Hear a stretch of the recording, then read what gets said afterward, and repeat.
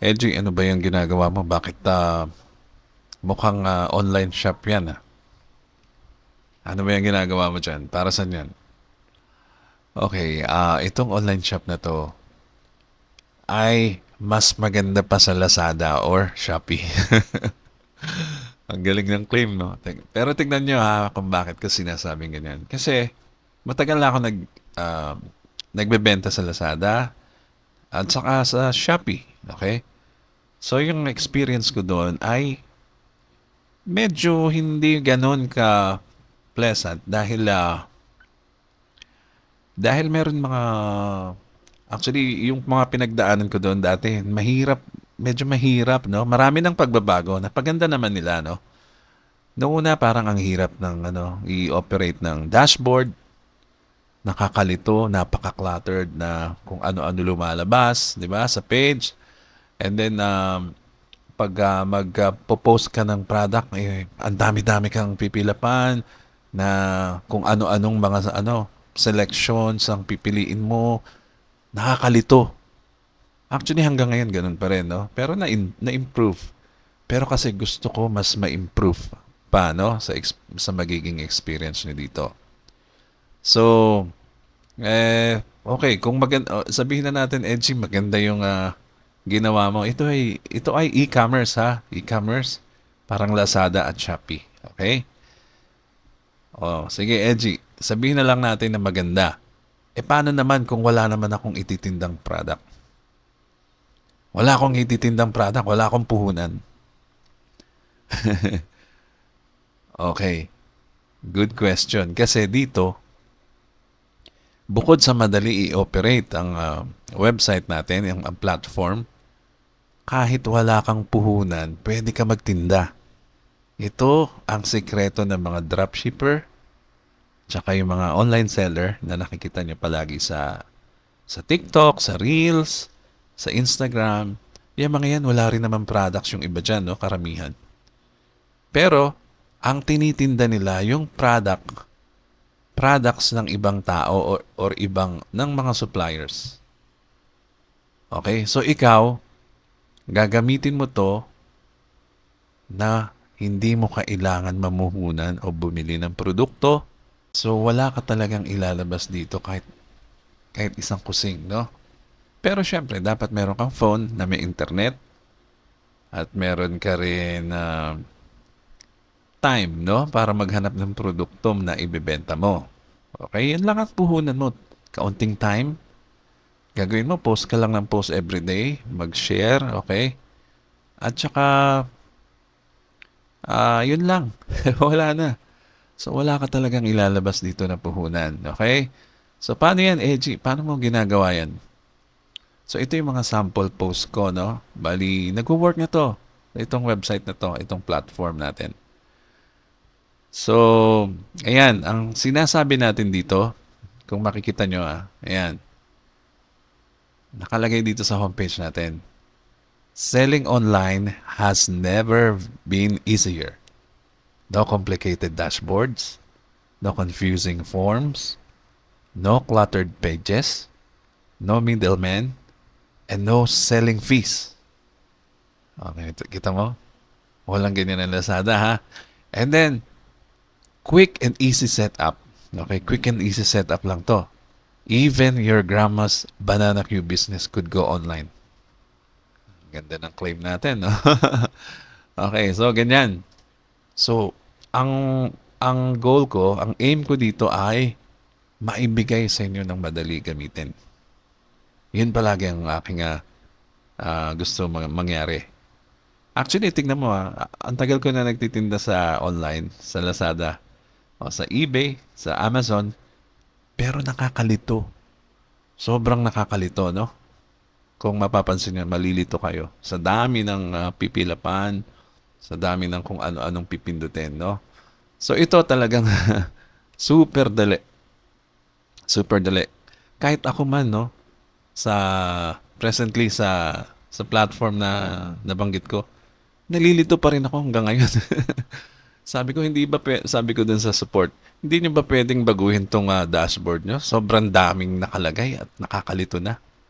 So talagang malilito. majority ng mga online seller, lalo na malilito doon. Lalo na yung hindi technical, no? So, swerte lang yung mga technical na knowledge, may knowledge sa technical about internet selling, online selling, wala silang problema. Pero marami ang nagkakaproblema, no?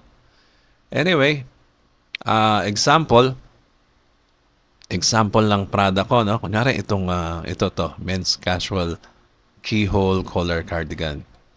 Pinost ko yan, no? Hindi naman sa akin tong product na to. So, pag ang bungad niyan, may video kagad.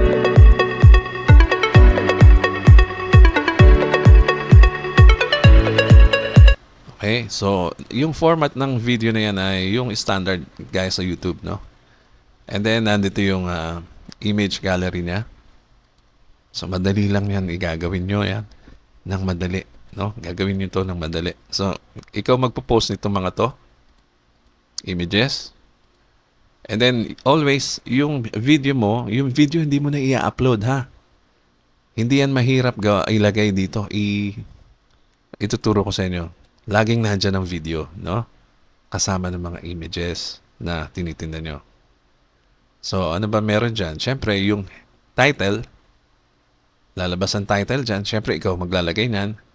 Ilalagay mo yung title, ilalagay mo yung price, and then, skip to hindi to. Ito ay, message lang din para sa mga customer natin, ha?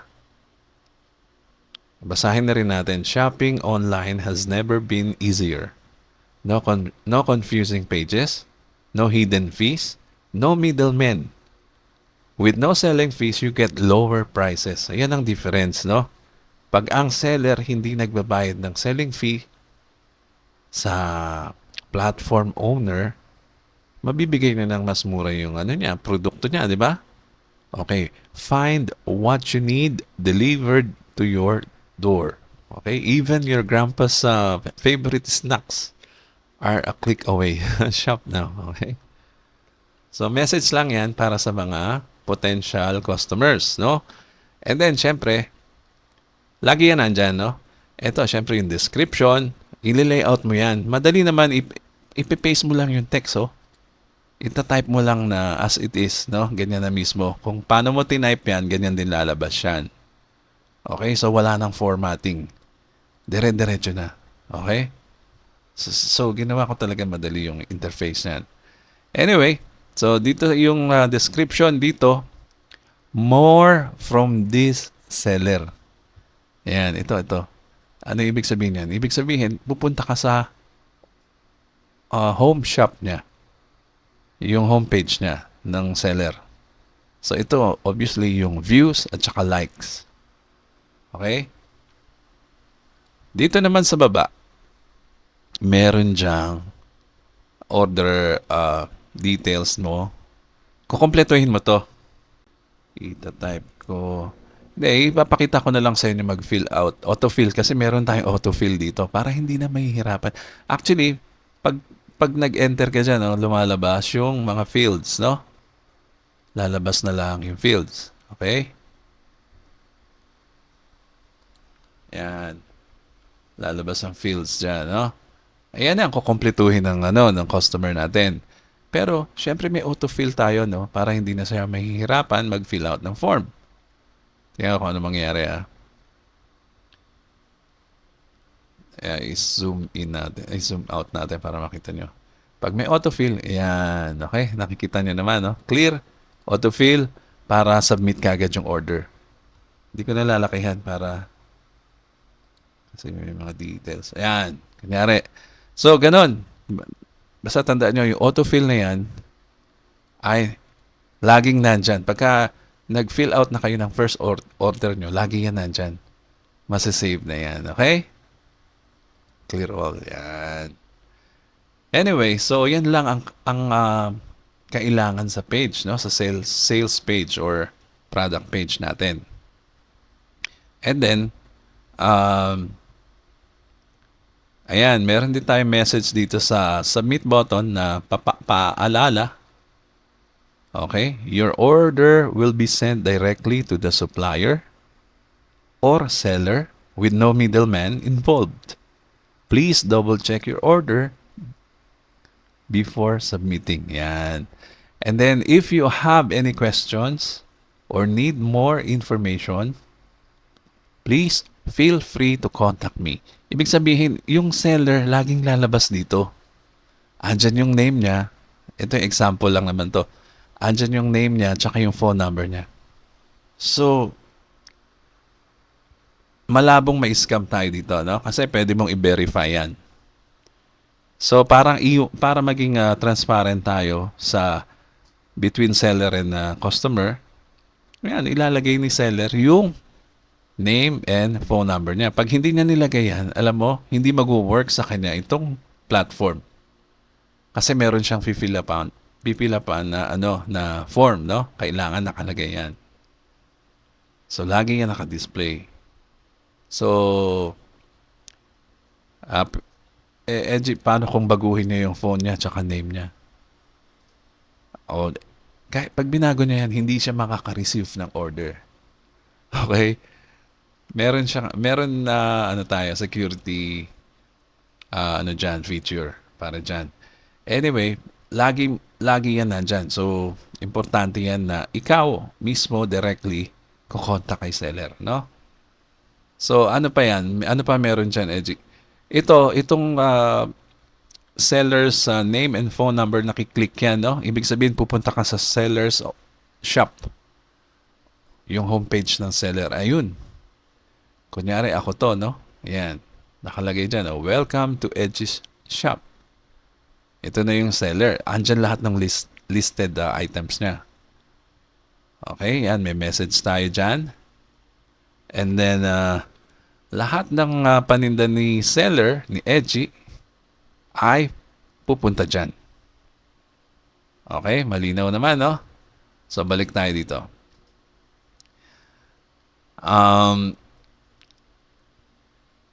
Ang tanong mo ngayon, ganito, Edgy, diretsahan na tayo. Kanina ko pa sinasabi sa yung wala nga akong puhunan eh. Saan ako kukuha ng produkto na yan? O, di ba sabi ko sa iyo, ito ang sekreto ng mga nagtitinda sa TikTok, sa Reels, sa mga kung saan-saan, pinopost nila yung mga produkto kahit wala silang puhunan. Okay, paano ba yan? Okay, ituturo ko na sa inyo sa sekreto, ha? Ang gagawin mo lang, di ba sabi ko sa iyo, internet lang tsaka phone ang kailangan mo?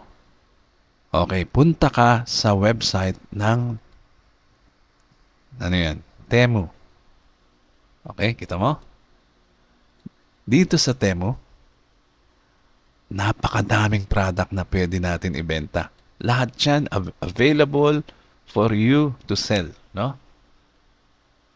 Libu-libong produkto, okay, direct from supplier na pwede mong ibenta. And then nakalagay din dyan kung magkano ang komisyon, no? Bawat item, tingnan mo.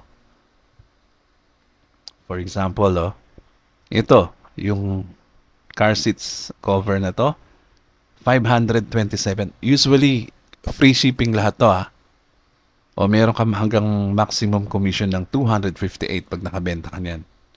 Sobrang mura kasi galing to sa China, no? Lahat to puro China direct. O kunyari, bumili ako nito. Bumili ako ng sarili ko. Ito. O di may commission ako na 252. Yung binayad ko ng 507, may commission ako dyan. Maximum to pero siguro may certain exact amount dyan. Pero anyway, lahat yan ay meron kang commission pag nabenta mo. Okay? Ang dami niyan. So, let's say mahilig ka sa... By the way, tandaan nyo, ang maging affiliate ng Temu ay libre. Wala kang babayaran, mag-register ka lang as affiliate. Mag-register ka as customer o buyer, and then mag-apply ka ng affiliate marketing program, no? Ayan, nandito lahat yan. Ayan, sa ibaba ng website, makikita mo dyan yung affiliate and influencer, earn commission. Mag-register ka lang dyan, okay? So, hindi ko na pupuntahan yan. Ngayon, ituturo ko sa inyo, paano mo ititinda yan, Edgy? O nakapost na yan dyan sa 'Di ba naka-post na 'yan sa Temu. Gusto mo itinda. Kung kunwari, gusto mo itinda ay punta tayo sa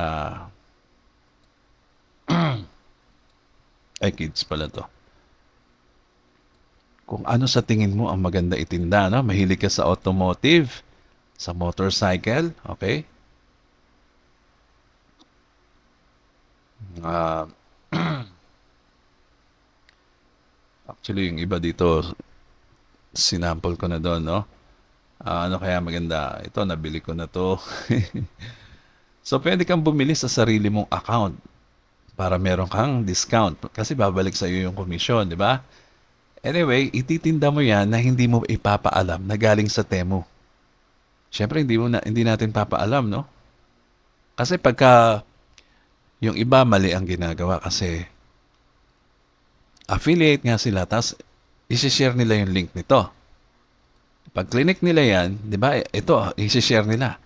Pag clinic ni customer, yung link na yan, kunyari ito, ika-copy lang nila yan, di ba? Isi-share nila para magkaroon sila ng komisyon. Ang mangyayari niyan, mapupunta yung customer sa Temu. Okay? Pagpunta sa website ng Temu, yung customer, yung potential customer mo, ang daming products na makikita yan. Halo-halong products at kaparehong products nung binopromote mo. Kunwari ito, gusto mo i-promote, i-share mo dun sa customer, yung link. Oh, tapos makakakita siya ng kung ano-anong product. Baka makalimutan niya na yung share mo sa kanya or yung pinost mo sa TikTok or sa Reels, no? So, wag na wag niyong ibibigay yung link ng Temu. Kaya ko ginawa ito para dito niyo ilagay. Para hindi siya magmukhang Temu. Tingnan mo. Kunwari ito, 'di ba nakita niyo yan dito? Teka. Kunwari, ayan. Pakita ko sa inyo. Ito, no? Kunwari ito.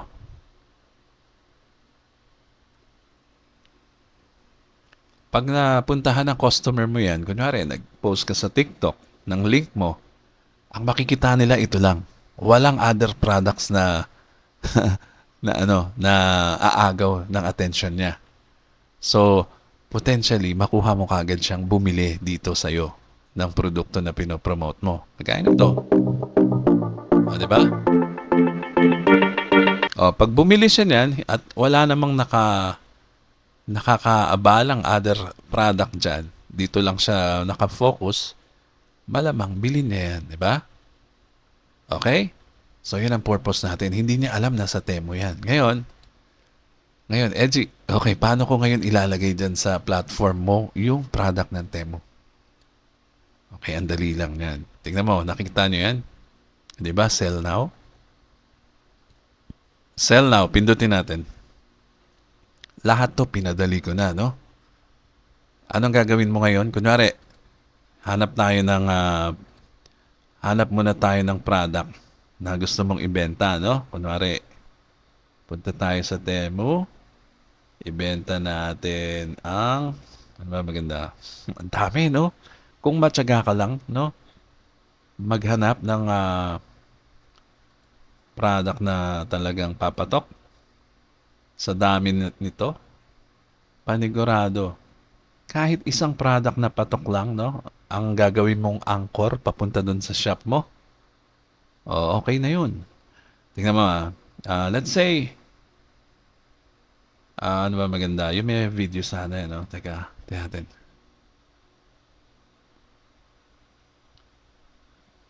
Marami dito yung may mga video na, no? Teka, ano maganda dito? Ito, palagay na lang natin ito. Maganda to, oh. Kaya lang walang video. Teka, hanap tayo may video para ito kaya. Wax. Ayan, may video to. O, tignan nyo, paano natin ngayon ibebenta to, no? Lalagay natin sa page. Nakita mo yan? May video, no? May sound din. Kaya lang malungkot lagi. Ayoko ng mga sound na ginagamit nila. Pero anyway, importante ang video sa sales page, no? Okay. Ngayon, Babalik tayo ngayon dito sa ating post a product page na, no? Ipopost na natin yung Temu product. So, anong gagawin ko, Edgy? O, ganito lang. Okay, kukunin natin muna yung copy video address. Ayan, no? Nandyan. Right-click mo lang yung video, copy video address, ha? Unahin ko na yan dito. Lalagay ko na yan dito. Pakita ko sa inyo to. So, ayan. Yung title, di ba? Nakita nyo ang haba. Pag pinaste ko yan dito, sa description ko muna pinaste kasi mahaba eh. Nababanat naman to. So, ito yung ginagamit nilang title mahaba para sa search. Makita kagad, no? Okay, ipapaste natin yan sa title. Pero, siguro, interior work. Okay. Example lang naman to, ha? Ilalagay ko yung title dito, ha? Yan. And then dito na lang siguro para makita nyo lang. Yan, kunyari description yan. Maiksi lang, no? Tapos, ilalagay mo dito, free delivery anywhere in the Philippines. Yan, okay? Para ma-attract sila, no? Free delivery dito, tsaka COD lagi, no? COD yan. So, wala kang aalalahanin, di ba? Kukunin natin yung price. Ang price na doon sa Temu ay, nakalagay naman dyan, no? 165, no? Huwag mong babaguhin ang price, ha? Kung magkano yung price sa Temu, yan din ang ilalagay mo dito. Huwag mong papatungan dahil meron ka ng commission dyan, eh. Okay? So, ayan na yung title, andyan na yung price, andyan na yung description, short description lang yan. And then, pipili tayo ng main image na di-display natin pag sinare. So, paano natin kukunin yung main image? Madali lang. Ang gagawin lang natin, isa-save natin isa-isa to. Save natin sa device natin or sa PC, no? Sa desktop. Okay, save natin to. Number 1. Teka, saan ko ba lalagay ito? Ayan. For example, ito. May mga sample ko. Isa-save ko yan, number 1. Isa-save ko to, number 2. Right-click. Save image. Ayan. Number 3. Save image. Dito lang medyo magtatagal yung pag-save nyo. Pero madali lang to. Pag nakuha mo na lahat ng picture, pwede mo na i-post yan. Okay? And then last picture. So, ilan ang picture niya? 1, 2, 3, 4, 5 pictures or images plus 1 video. Okay? Tandaan nyo, ha? So, ang main image niya, ito, ginamit niya to. Ano ba magandang image? Ito, magandang main image to. Mas gusto ko yan. So, piliin natin yan. Teka. Punta muna tayo dito. Ayan. Choose main image. Okay? Nalagay na natin yung description. Ayan. Title, tsaka price, no? Choose main image tayo. Teka lang, ha? Medyo na... Teka. Fit the screen. Ayan. Okay, para makita nyo. Ang pipiliin natin muna, ulitin ko, ha? Choose main image, no? Okay, choose main image. Okay, punta na tayo dito. Main image, gusto ko ito. I-click ko yan. Okay, ito yung main image na gusto ko, eh. Yan, nalagay ko doon sa first button dito. Yan, first button dito. And then yung next one, kasi may video na tayo dito, yung 6 images more or up to 6 images, no? Punta ulit tayo dito. Yan, so yung 6 images natin na pipiliin, isa, dalawa, ano ba yun? Tatlo, 4. Kasi ito yung panlima, eh, no? Kompleto na. Ito rin ata. Teka. Ay, hindi. Iba to. Okay, yan lang yun, di ba? 1, 2, 3, 4, 5. Tama, yan lang. So, ilalagay ko yun dito. Okay? So, isang image para sa main product, tsaka 4 na images para sa gallery. Tapos yung link ng video nandito. Okay? So, ngayon, example na lang natin. Ito. Tignan nyo, importante ito. Pinadali natin to. Dito, ilalagay mo yung name mo as seller, tsaka yung phone number mo. O, kunyari, si Joanne na lang. Joanne, yan ha. Joanne, 1, 2, 9, 8, 7, 6, 5, 4, 3, 2, 1. Kunyari, yan ang number mo, 0. Okay? Tama ba yung bilang na number? Kunyari, yan, ikaw. Tapos, ito, ang phone number mo. Okay? And then, lalagay na lang natin to kunyari. Dapat email ni Joanne, no? Kunyari, email ni Joanne yan. Okay? So, sabi dito, you will receive notification via this email. So, importante tamang email ang ilalagay mo dyan dahil hindi mo makukuha yung order mo, no? So, dapat tamang email yan. Actually, type ko muna yung email ko dito. Yan. And then, ito, importante rin to ha. Maglalagay ka ng password. Any password na maisip mo, wag mong kakalimutan yan dahil yan ang gagamitin mo pang-delete, pang-edit ng mga listings mo, yung mga pinost mo.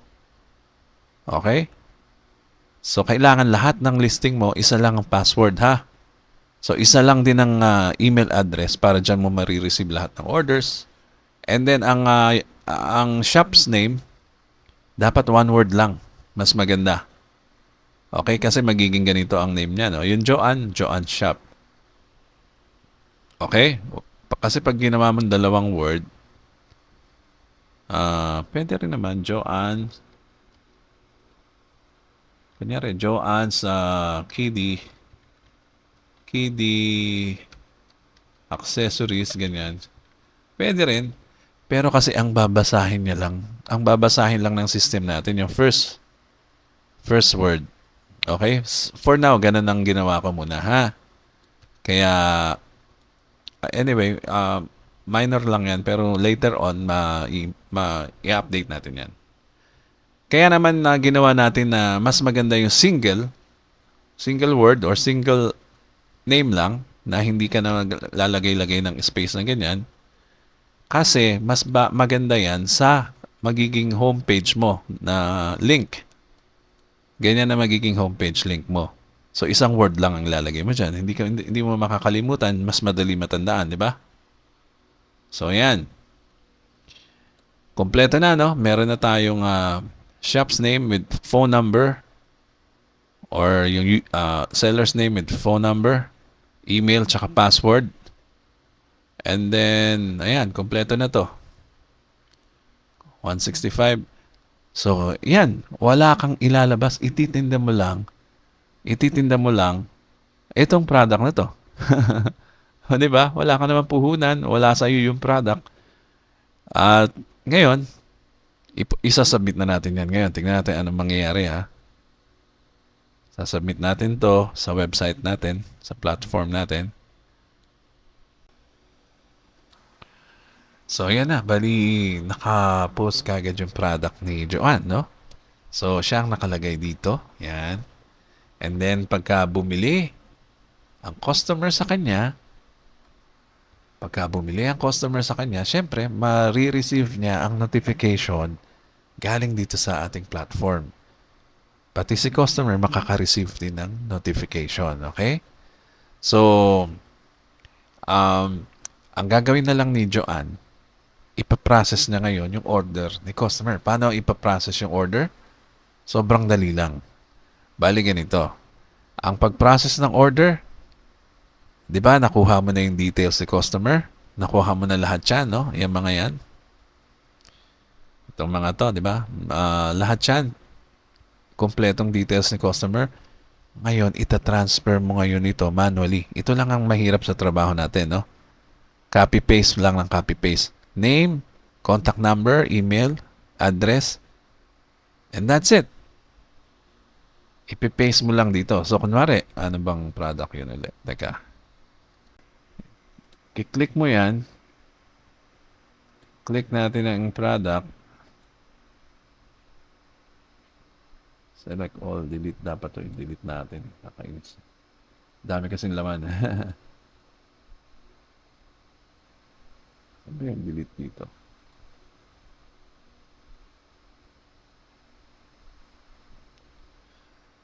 Sige, lagay natin yung checkout. Kunyari lang naman to. Ayan. Kunwari, ito na yung yung product na in-order niya. Isa lang yan. Eh, marami kasi dito naka-add ha. Hindi natin ipaprocess to, syempre. Ngayon, itong shipping address, babaguhin mo lang. Change, oh. Ayan yung change. Itong button na to, change din yan. Ngayon, ang gagawin mo, dyan mo ilalagay yung details ng customer mo. Copy-paste, copy-paste, copy-paste, save. And then, pag na-save mo na, andyan na siya, ipaprocess mo na, submit order. And then, si Temu na ang bahala magpadala ng product na in-order ng customer mo na wala ka nang hirap dyan, no? Siya na bahala, door to door, COD pa. So, wala masyadong pagod, no? Yun lang, yung copy-paste lang. So, so, ganyan ang ating nagwo-work.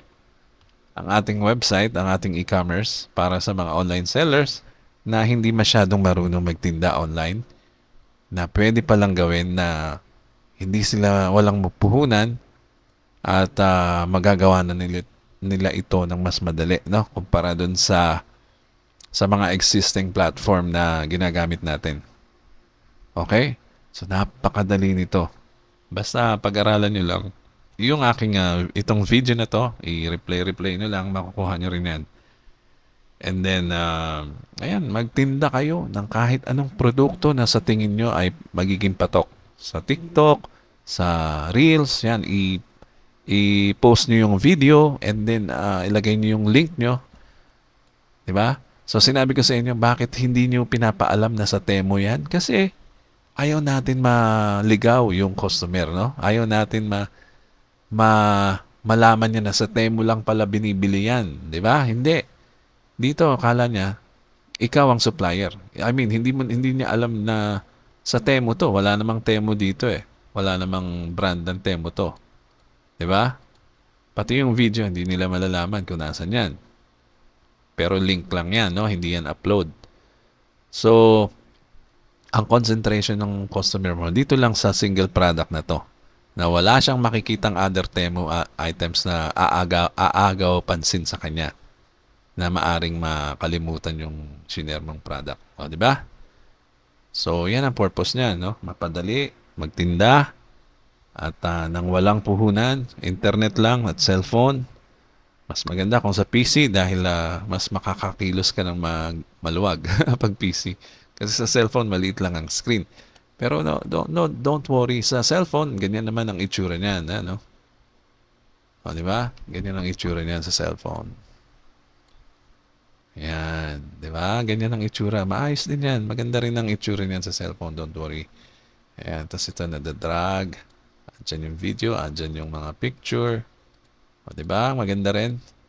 So, napakadali gamitin ito. Ito, homepage, title, price, everything. And everything. Okay? Andyan na lahat. So, yan lang po muna. Ito po si Edgy Garcia. Mag-subscribe na rin kayo sa channel ko. Panoodin nyo to. Masterin nyo. Napakadali lang. Okay? So, maraming salamat po.